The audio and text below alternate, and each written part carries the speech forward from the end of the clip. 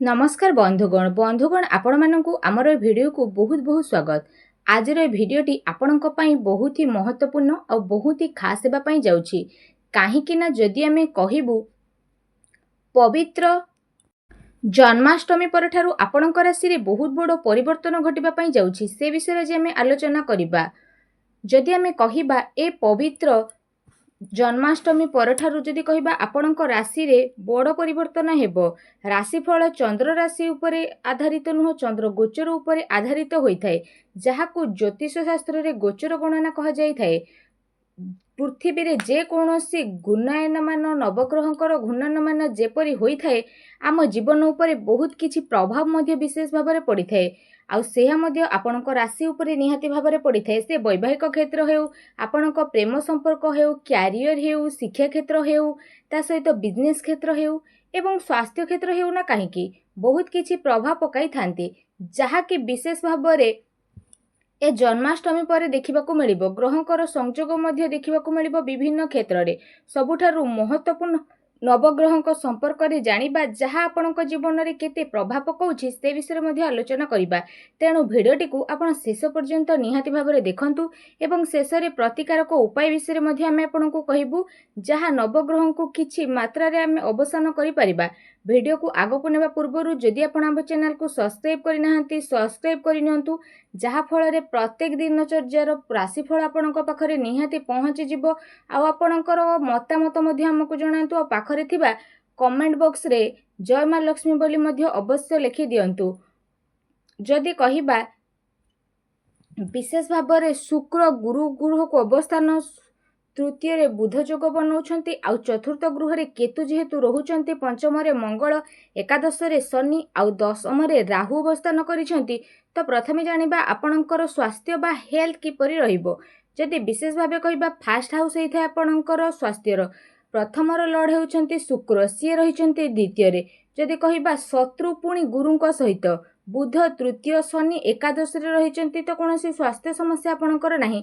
हेले बुध तृतीय रे, तेणु एठी जदि आमे कहिबा आपणक जन्मजनित समस्या, स्किन रिलेटेड एलर्जी किछि किछि छोट मोटा मासरे होई पारे।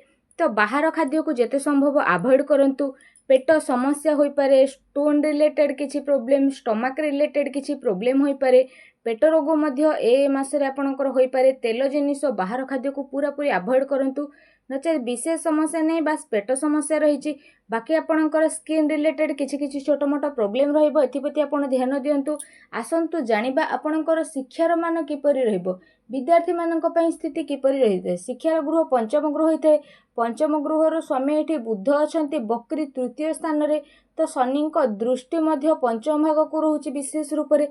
शुक्रंक सहित जेहेतु एठी रहुछि, तो गुरु बृहस्पति मध्य रहुचंती, किंतु मंगल जेहेतु पंचम रे रहुचंती, तो ए मासरे स्थिति केते खराब जीवनी, किंतु एवरेज रहिबो।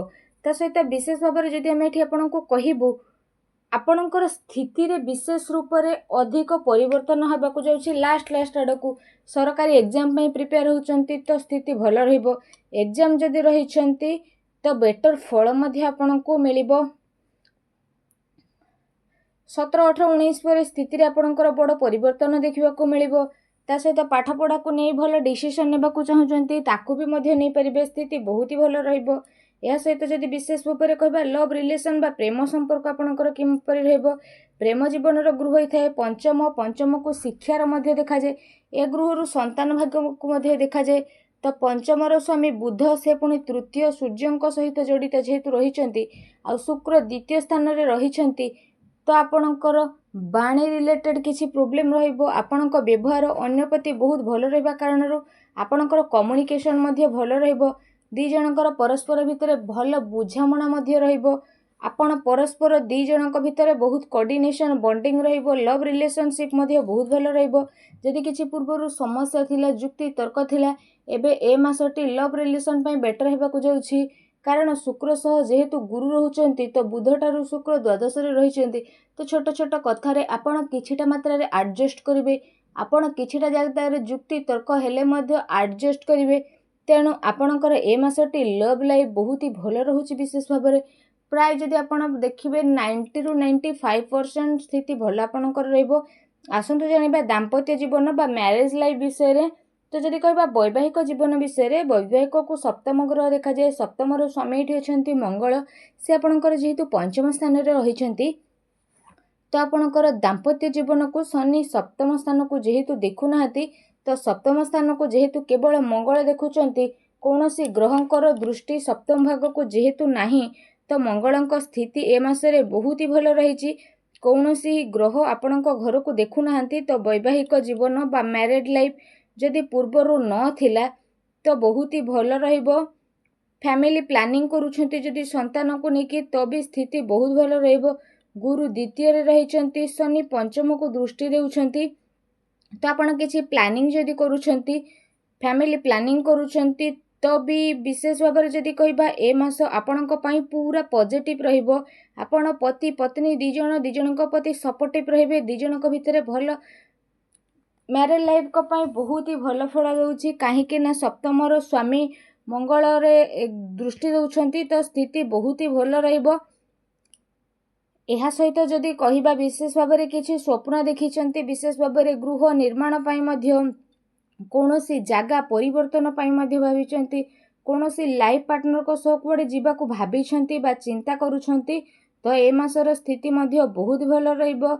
मैरिड लाइफ को पई स्थिति बहुत ही भल रहिबो। विशेष रूप से जदि कहबा सबुठारु विशेष महत्वपूर्ण स्थिति विषय कहबा आपणकर भाग्य तो भाग्य केते सपोर्टिव रहिबो। तो जदि कहबा भाग्य रे सब किछि अछि तो भाग्य रे जदि सब किछि थाए सब अछि भाग्य रे जदि किछि नाही तो किछि नाही तो भाग्यर स्थिति बहुत ही भल रहिबो। विशेष रूप से भाग्य नवम स्थान रे रही तो नवम स्थान रे जेहेतु शनि रही तो शनि एकादश स्थान रे रही तो सबुठारु प्रथमे कहबा एकादश ही थाए लाभ प्रॉफिट रो तो विशेष रूप से शनि एकादश रे बकरी होई साइलेनी। विशेष रूप से शनि दशम घरे मध्य फल प्रदान करूचंती एकादश रे रहीकी तो बहुत भल स्थिति आपन को मिलिबो। विशेष रूप से शनि बहुत भल स्थिति रही भल स्थिति मिलिबो लाभ मध्य आपन को प्राप्त हेबो एवं आपन को भाग्य रे किछि जदि बड़ परिवर्तन करबा को चाहउचंती ताको मध्य आपन करिवे निश्चित भाव में किछि नुआ क्रिएटिविटी करबा को चाहउचंती ताको भी करिवे बेटर अचीवमेंट आपन को मिलिबो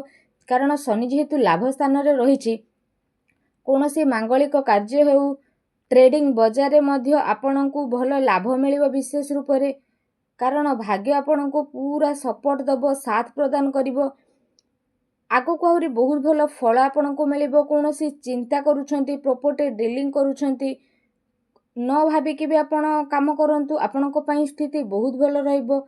शनि बकरी अवस्था रे जेहेतु रहुचंती तो बहुत ही भल फल आपन को देबे। सूर्य मध्य चतुर्थ स्थान को आसीबे तो प्रॉपर्टी डीलिंग करबा को चाहउचंती कोनोसी जमी जमा किनबा को चाहउचंती कौनसी इंपोर्ट ट्रांसपोर्ट फील्ड रे आपण अछंती तो निश्चित भाव में करंतु भाग्य मासरे पूरा साथ आपण को देबो। आसंतु जानिबा कैरियर संपर्क रे कैरियर किपरि रहबो तो कैरियर रो गुरु होई थाए दशम तो दशम रे राहु जेहेतु अवस्थान करिसंती तो राहु स्मार्ट वर्क बनंती। विशेष भाव में स्मार्ट वर्क तरीका रे आपण विशेष भाव में कार्य करिवे कारण राहु चतुर चालाक एवं बुद्धिमान एवं कम्युनिकेशन बाणी केमिति कथार आदाय करिवे ए सबुर शैली ए मासरे आपन को विशेष रूप से देखा मिलिबो। बहुत चतुरतार सहित आपन काम करिवे। दशम रे राहु जेहेतु रहिबे चतुर रे काम करिवे स्मार्ट वर्क निज तरीका रे मध्य आपन काम करिवे। हार्ड वर्क को पसंद करिवेनी शॉर्ट तरीका को आपन पसंद करिवे। शॉर्ट तरीका रे केमिति कार्य करिवे ताको आपन मध्य पसंद करिवे।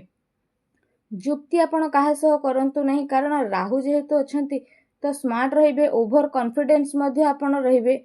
ओभर कॉन्फिडेंस रुहतु नहीं नहले सामना लोक सह जुक्ति तर्क हेबो। शनि बकरी मध्य जेहेतु रहिबे तो भल अचीवमेंट तो मिलिबो किंतु काहा सह जुक्ति तर्क करंतु नहीं जेते संभव चुप रुहंतु एहा आपनक पई बेटर फल नेके आसीबो। आपनक भितर बड़ परिपक्वता मध्य आसीबो। फैमिली प्रति मध्य अधिक आपन भाबिबे। विशेष भाव में ता सहित काम रे परिवर्तन हेबो।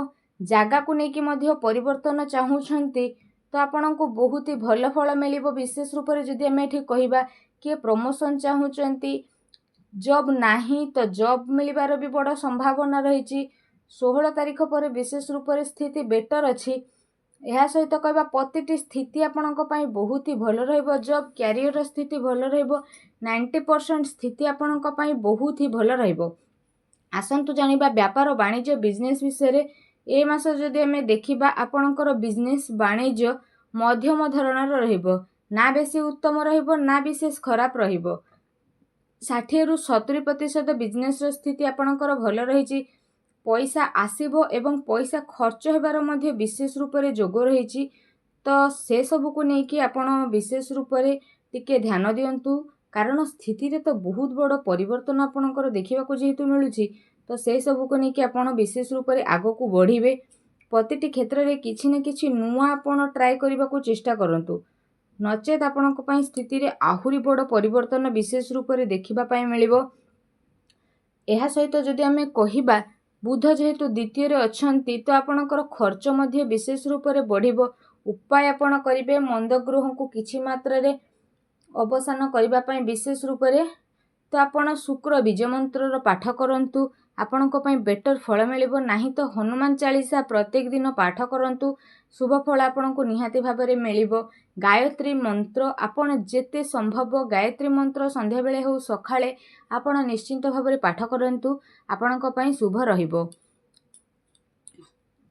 तो आशा करूची भिडियोटी आपको भल लगी। भिडियोटी भल लगी भिडियोटी को लाइक करंतु, चैनल को सब्सक्राइब मध्य करंतु। धन्यवाद।